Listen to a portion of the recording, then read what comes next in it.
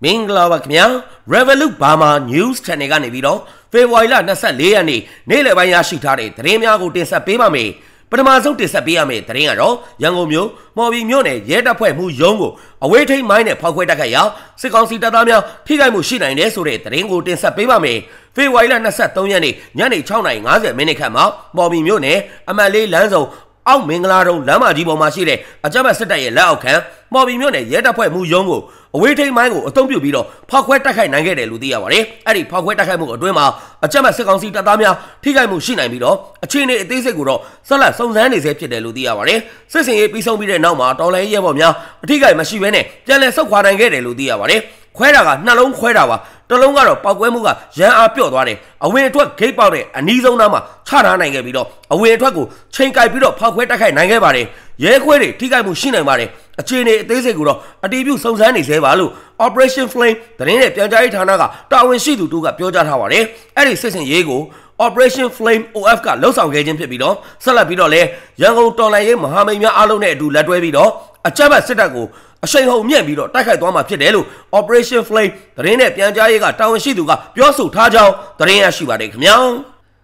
ဆက်လက်ပြီးတော့တင်ဆက်ပေးရမယ့်တိုက်ပွဲသတင်းကတော့မကွေးတိုင်းငဖဲမြို့နယ်မှာရှိတဲ့အမ်ဘရန်လမ်းမှာစုတ်ခွာထွက်ပြေးလာတဲ့တပ်ပြေးစစ်ကြောင်းနဲ့တိုက်ပွဲဖြစ်ပွားပြီးတော့လက်နက်6လက်သိမ်းဆည်းရရှိခဲ့တယ်ဆိုတဲ့သတင်းကိုတင်ဆက်ပေးပါမယ်ဖေဖော်ဝါရီလ19ရက်နေ့ညပိုင်းကအမ်ဘရန်လမ်းပိုင်းမှာတပ်ပြတ်ပြီးတော့အသက်ဘေးကနေလွတ်မြောက်ရန်ထွက်ပြေးလာတဲ့စစ်တပ်စစ်ကြောင်းနဲ့အထက်မင်းလာပကဖာအရှိုချင်းကာကွယ်ရေးတပ်ပြည်သူ့လွတ်လပ်ရေးတပ်တော်ပူးပေါင်းရွေလျားစစ်ကြောင်းတို့ကြားမှာတိုက်ပွဲဖြစ်ပွားခဲ့တယ်လို့သိရပါတယ်။အဲ့ဒီတိုက်ပွဲအတွင်းမှာစစ်တပ်ဘက်ကထိခိုက်ဒေဆုံးမှုအရေးအတွက်ကိုတော့အတိမပြုတ်နိုင်သေးပဲတော်လိုင်းရဲဘော်များနယ်မြေရှင်းလင်းတဲ့အချိန်မှာ MA1 အမျိုးအစားတပ်နက်တလန် equipment တစ်စုံလက်ပစ်ဘုံဒီတစ်လုံးကြီးပေါင်း9ခုနဲ့ကြီးစံ115,000တို့ကိုတင်စီရရှိခဲ့တယ်လို့သိရပါတယ်။အမ်ဘရန်လမ်းပိုင်းကနေဆုတ်ခွာလာတဲ့စစ်တပ်စစ်ကြောင်းတွေက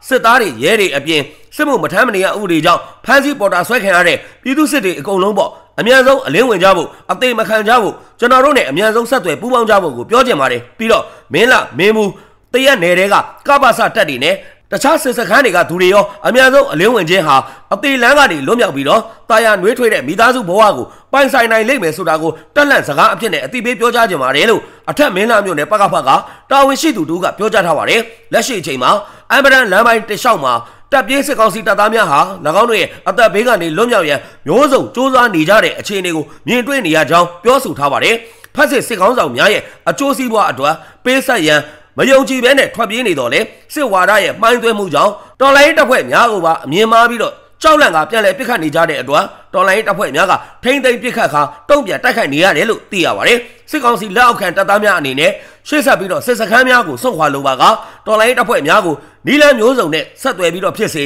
ဖုန်းနဲ့အင်တာနက်လိုင်းများနဲ့ဆက်သွယ်လို့မရပါကအလံဖြူထောင်းအချက်ပြပြီးတော့ဖြစ်စေအတန်ပြုတ်ပြီးတော့ဖြစ်စေတော်လိုင်းတပ်ဖွဲ့များပြည်သူများနဲ့ပူးပေါင်းလှုပ်ဆောင်ခြင်းဖြင့်ထိခိုက်မှုအန်ရရဲ့တစုံတရာမဖြစ်စေပဲလှုပ်ဆောင်ကြပါရန်အထက်မင်းလာမျိုးနဲ့ပကဖကတာဝန်ရှိသူတို့ကအတိပေးပြောကြားထားကြောင်းသတင်းရရှိပါတယ်ခင်ဗျာနောက်ထပ်တင်ဆက်ပေးရမယ့်သတင်းကတော့မန္တလေးတိုင်းပြင်ဦးလွင်မြို့ရေချောင်းရပ်ကွက်မှာအကြမ်းဖက်စစ်ကောင်းဆောင်မင်းအောင်လှိုင်ရဲ့တာအောင်ပြည့်စုံကတင်းယူမဲ့မြေကွက်တွေပေါ်ကပြည်သူပိုင်နေအိမ်များကိုဖြိုဖျက်ရန်မြေကော်ဆန်များနဲ့ဘူရိုဇာကားများဒီကနေ့မနက်ပိုင်းမှာရောက်ရှိလာပြီးတော့စစ်တပ်နဲ့ရဲများကလုံခြုံရေးယူထားတယ်ဆိုတဲ့သတင်းကိုတင်ဆက်ပေးပါမယ်ဖေဖော်ဝါရီလ22ရက်နေ့ကမင်းအောင်လှိုင်ရဲ့တားဖြစ်သူရယူမဲ့မြေခွက်ပေါ်ကပြည်သူပိုင်နေအိမ်များကိုဖြိုဖျက်ရန်မန္တလေးတိုင်းစစ်ကောင်စီဝင်ကြီးများကိုယ်တိုင်ကွင်းဆင်းပြီးတော့စေးနေများနဲ့အဆောက်အဦများမှာရေးမှတ်သွားခဲ့ပြီးတဲ့နောက်နေအိမ်များကိုဖျက်သိမ်းရန်ဒီကနေ့မနက်ပိုင်းမှာဘူရိုဇာမြေကော်ဆန်များနဲ့စစ်တပ်များရောက်ရှိလာခြင်းဖြစ်တယ်လို့သိရပါတယ်အခုဘူရိုဇာတွေရက်ကွက်ရုံးရှိကိုရောက်နေပြီးရေချောင်းရက်ကွက်ထဲကအိမ်တွေကိုဖျက်ဖို့ပါလို့ဒေသခံပြည်သူတို့ကပြောပြထားပါတယ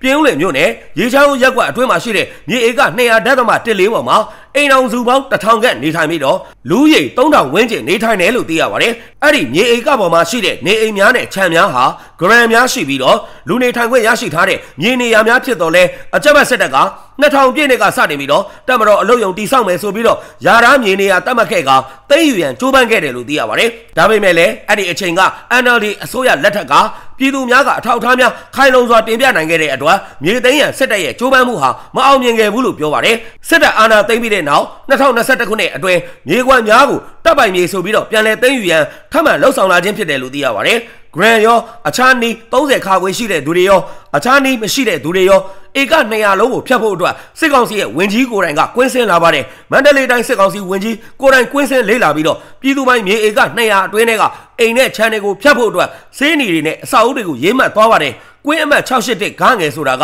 စီပင်နယ်နမိတ်ထဲမှာဝင်ပြီးသားပါကျွန်တော်တို့ကဝယ်ပြီးအိမ်ဆောက်နေကြတာအဲ့ဒါကိုသူတို့ဘက်ကတမင်တက်တက်ကိုလိုချင်လို့ဖြတ်မှာပါလို့ဒေသခံပြည်သူတို့ကရှင်းပြထားပါတယ်အဲ့ဒီမြေနေရာများကိုတပ်ပိုင်မြေအဖြစ်နဲ့မတရားသိမ်းဆည်းရန်ဗိုလ်ချုပ်ကိုဦးမန္တလေးတိုင်းဝင်ကြီးချုပ်မျိုးအောင်တို့ကဥဆောင်ကစိတ်ခိုင်းဆောင်ရွက်နေခြင်းဖြစ်တယ်လို့သိရပါတယ်အဲ့ဒီမြေတွေကလမ်းမတန်းမျက်နှာစာမြေဧက90ကိုအကြမ်းဖက်စစ်ခေါင်းဆောင်မင်းအောင်လှိုင်ရဲ့တားဖြစ်သူအောင်ပြည့်စုံကရယူမှာဖြစ်တယ်လို့သိရပါတယ်2024ခုနှစ်ဧပြီလ6ရက်နေ့ကစတင်ပြီးတော့စစ်တပ်ကရက်ကွက်အုပ်ချုပ်ရေးမှုထွေးအုပ်စရေးများနဲ့အတူပြည်သူများကိုအကြောင်းတစုံတရာမပေးဘဲအဲ့ဒီရက်ကွက်အတွင်းမှာရှိတဲ့နေအိမ်များကိုဘူရိုဇာနဲ့လာရောက်ပြီးတော့ဖျက်ဆီးခဲ့တယ်လို့သိရပါတယ်2024ခုနှစ်ဩဂတ်လ3ရက်နေ့မနက်ပိုင်းအချိန်မှာလဲနေအိမ်များကိုထပ်မံဖျက်ဆီးခဲ့တယ်လို့သိရပါတယ်2024ခုနှစ်အောက်တိုဘာလ24ရက်နေ့မှာရေချောင်းရက်ကွက်အတွင်းမှာရှိတဲ့မီးကျိုးများလျှက်စစ်ဓာတ်ကျိုးများကိုစစ်တပ်လျှက်စစ်ရဲနဲ့စီပင်သားရများကလာရောက်ဖြုတ်ယူသွားပြီးတော့ပြည်သူများနေထိုင်လို့မရရှိစေရန်ထပ်မံလှုံ့ဆော်လာတယ်လို့သိရပါတယ်လက်ရှိအချိန်မှာဖြိုဖျက်ရန်ကြံရှိနေသေးတဲ့နေအိမ်များကိုလည်းထပ်မံဖျက်ဆီးရန်လှုံ့ဆော်လာခြင်းဖြစ်ကြောင်းသတင်းရရှိပါတယ်ခင်ဗျာနောက်ထပ်တင်ဆက်ပေးရမယ့်သတင်းကတော့တနင်္သာရီတိုင်းကော်တောင်းမြို့နယ်ပလုံတုံတုံကျေးရွာမှာအခုလအစောပိုင်းမှာစစ်ကောင်စီခန့်ပြူစောတိအုပ်ကြီးအဖွဲ့ကဒေသခံအမျိုးသမီး2ဦးကိုSCA မတိုင်လို့ဆိုပြီးတော့ဖမ်းဆီးခေါ်ဆောင်သွားပြီးမရင်းကျင့်ခဲ့တယ်ဆိုတဲ့သတင်းကိုတင်ဆက်ပေးပါမယ်။အဲ့ဒီဖြစ်စဉ်မှာအင်းရှင်အမျိုးသားများဟာပင်လယ်ပြင်ကိုငါးဖမ်းထွက်နေတဲ့အချိန်အုပ်ကြီးနဲ့အဖွဲ့ကအမျိုးသမီး2ဦးကို SCA မတိုင်ထားတာကိုအကြောင်းပြပြီးတော့ဖမ်းဆီးခဲ့ခြင်းဖြစ်တယ်လို့သိရပါတယ်။ဖမ်းဆီးခံရတဲ့အမျိုးသမီး2ဦးဟာပလုံတုံတုံကျေးရွာမှာနေထိုင်တာဟာမကြသေးကြောင်းသိရပြီးတော့အုပ်ကြီးနဲ့အဖွဲ့ကရည်ရွယ်ချက်ရှိရှိနဲ့ယောက်ျားတွေမရှိတဲ့အချိန်မှာလာရောက်ပြီးတော့စစ်ဆေးကSCA မတိုင်ထားဘူးဆိုပြီးတော့အကြောင်းပြချက်နဲ့ဖမ်းဆီးခေါ်ဆောင်သွားပြီးကားပေါ်မှာအုပ်ကြီးနဲ့အဖွဲ့ဝင်6ဦးတို့က၎င်းတို့ကိုရွှေကျွန်းသားရကမ်းခြေကိုခေါ်ဆောင်သွားကအုပ်စုလိုက်မရင်းကျင်းခဲ့တယ်လို့ဒေသခံတအုပ်ကတိုင်ကြားထားပါတယ်။အခုလိုမျိုးမရင်းကျင်းခံရမှုကြောင့်တပ်ဆိုင်ရာရဲစခန်းကိုတွားရောက်တိုင်ကြားခဲ့တော့လဲဖြည့်ရှင်းပေးခြင်းမရှိတဲ့အပြင်ချင်းချောက်ခံထားရပြီးတော့နောက်တစ်ရက်မှာရဲစခန်းကိုတိုင်ကြားမှုကိုအုပ်ကြီးနဲ့အဖွဲ့ကငွေပေးပြီးတော့သတင်းဖုံးခဲ့တယ်လို့ပြောဆိုထားပါတယ်။ဒေသခံများရဲ့ပြောဆိုချက်အရပါဝင်ကျူးလွန်သူများထဲမှာလက်ရှိအုပ်ကြီးထွန်း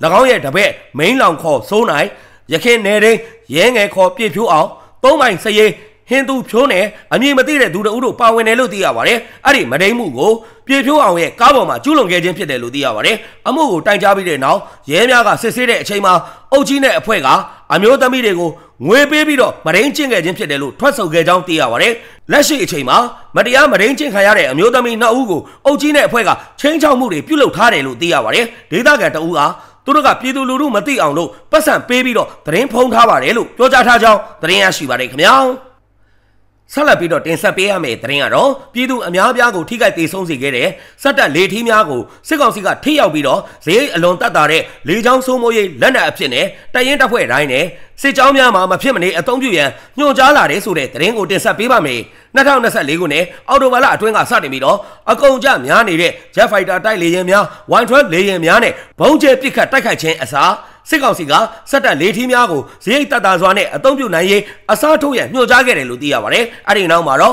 စက်တပ်လေထီးနဲ့ပစ်ခတ်တိုက်ခိုက်တဲ့စစ်သားများကိုလေ့ကျင့်ပေးမှုများဇက်တိုက်လှုပ်ဆောင်ခဲ့က2024ခုနှစ်ဒီဇင်ဘာလကစတင်ပြီးတော့စက်တပ်လေထီးများနဲ့ပြည်သူများကိုပစ်ခတ်တိုက်ခိုက်မှုများလှုပ်ဆောင်ခဲ့တယ်လို့သိရပါတယ်။တရင်တပ်ဖွဲ့တိုင်းနဲ့စစ်ကြောင်းတွေမှာပါရာမော်တာတွေကိုလေ့ကျင့်သင်ကြားကြဖို့နဲ့ကုန်ကျစရိတ်အလွန်တက်တာပြီးထိရောက်တဲ့မြေပြင်ဝေဟင်စိုးမိုးရေးလက်နက်တစ်ခုအဖြစ်နဲ့အသုံးပြုကြဖို့ညွှန်ကြားလာပါတယ်လို့နေပြည်တော်စီရေးသတင်းအရင်းမြစ်ကပြောဆိုထားပါတယ်။လက်ရှိစက်တပ်လေထီးခေါ်ပါရာမော်တာများကိုကရင်ပြည်နယ်အေရဝတီတိုင်းစကိုင်းတိုင်းမန္တလေးတိုင်းမကွေးတိုင်းတို့မှာအဓိကအသုံးပြုနေပြီးတော့ကြန့်ရှိနေတဲ့ရှေ့တန်းစစ်မျက်နှာပြင်တွေမှာမဖြစ်မနေတိုးချက်သုံးဆွဲကြရန်ညွှန်ကြားလာခြင်းဖြစ်တယ်လို့သိရပါတယ်။စက်တပ်လေထီးပါရာမော်တာများကိုအသုံးပြုရန်မောင်းနှင်ရေးနဲ့တိုက်ခိုက်ရေးစစ်သားများအဓိကလိုအပ်လျက်ရှိရာအဲ့ဒီအတွက်တရင်တပ်ဖွဲ့များမှာလေထီးစစ်သားများပါဝင်တဲ့အစုအဖွဲ့ငယ်များဖွဲ့စည်းဆောင်ရွက်ပြီးတော့လေ့ကျင့်သင်ကြားပေးရန်လဲညွှန်ကြားနေတယ်လို့ပြောဆိုထားပါတယ်။တော်လိုင်းတပ်ဖွဲ့များစိုးမိုးထားတဲ့နေရာများနဲ့ဒေသများမှာစက်တပ်လေထီးပါရာမော်တာများနဲ့ကင်းထောက်ရန်နဲ့တိုက်ခိုက်ရန်ဟာလဲထိရောက်တဲ့နီလန်တစ်ခုအဖြစ်နဲ့စစ်ကောင်စီကသုံးသပ်ထားကြောင်းလဲပြောဆိုထားပါတယ်။ဖေဖော်ဝါရီလ23ရက်နေ့မနက်အစောပိုင်းကမကွေးတိုင်းစေတုတ်တရာမြို့နယ်မုံငင်းကျေးရွာအနီးမှာရှိတဲ့တောင်သူများစုဝေးနေထိုင်တဲ့တဲစုကို စစ်တပ်ကစက်တပ်လေထီးများအသုံးပြုပြီးတော့ဘုံကျဲပစ်ခတ်တိုက်ခိုက်ရာအသက်3နှစ်အရွယ်ကလေးငယ်တအုပ်အပအဝင်ပြည်သူ10ဦးသေဆုံးပြီး9ဦးဒဏ်ရာရရှိခဲ့တယ်လို့ဒေသခံပြည်သူများထံကသိရပါတယ်။စစ်ကောင်စီရဲ့စက်တပ်လေထီးများနဲ့တိုက်ခိုက်မှုကြောင့်အဓိကထိခိုက်ဒဏ်ရာရသေဆုံးသွားတဲ့သူတွေဟာအယက်သားပြည်သူတွေဖြစ်တယ်လို့တော်လိုင်းတပ်ဖွဲ့များကထုတ်ပြန်ပြောဆိုထားကြောင်းသတင်းရရှိပါတယ်ခင်ဗျာ။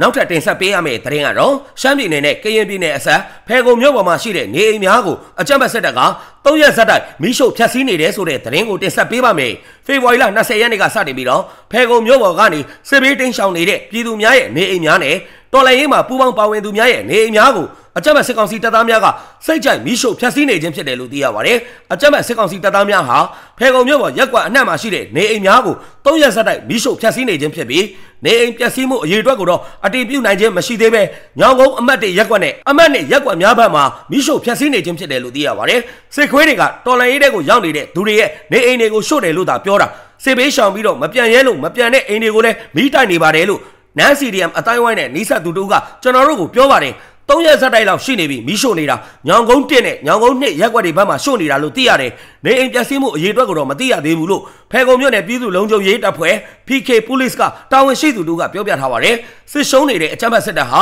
အရသာပြည်သူများကိုပါပြစ်မှတ်ထားပြီးတော့လက်နက်ကြီးများလေရင်များနဲ့ပစ်ခတ်တိုက်ခိုက်နေခြင်းကြောင့်ပြည်သူများအနေနဲ့သတိနဲ့သွာလာနေထိုင်ကြရန်ဖယ်ခုံမြို့နယ်ပြည်သူ့လုံခြုံရေးတပ်ဖွဲ့ PK Police ကအသိပေးနှိုးဆော်ထားပါတယ်ဒါအပြင်ပဲခူးတိုင်းပေါခေါင်းမြို့နယ်မှာအကြမ်းဖက်စစ်တပ်ကကျေးရွာ4ရွာကိုဝင်ရောက်စီးနှင်းပြီးတော့ပြည်သူပိုင်ပစ္စည်းများကိုစိတ်ကြိုက်ခိုးယူသွားကြောင်း363နှစ်တပ်ရင်းသတင်းနဲ့ပြန်ကြားရေးတာဝန်ခံရဲဘော် Rexstar ကပြောကြားထားပါတယ်ဖေဖော်ဝါရီလ20ရက်နေ့ကစတင်ပြီးတော့ပေါခေါင်းမြို့နယ်အတွင်းမှာရှိတဲ့ကျေးရွာများကိုစစ်ကြောင်းထိုးနေတဲ့အကြမ်းဖက်စစ်ကောင်စီတပ်သားများက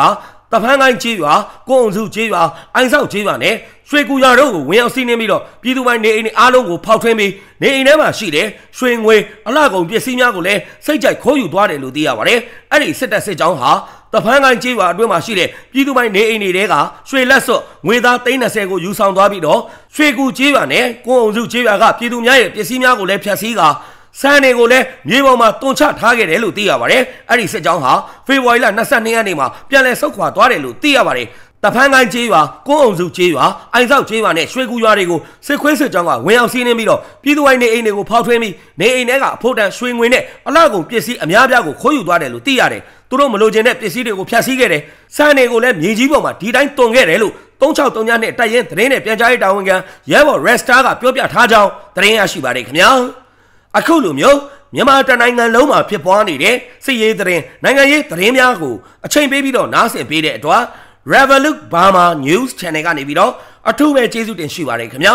မြန်မာနိုင်ငံသူနိုင်ငံသားများအားလုံးဘေးအန္တရာယ်ကင်းရှင်းပြီးတော့လုံခြုံစိတ်ချပြီးကျန်းမာပျော်ရွှင်တဲ့ဘဝများကိုပိုင်ဆိုင်နိုင်ကြပါစေခင်ဗျာ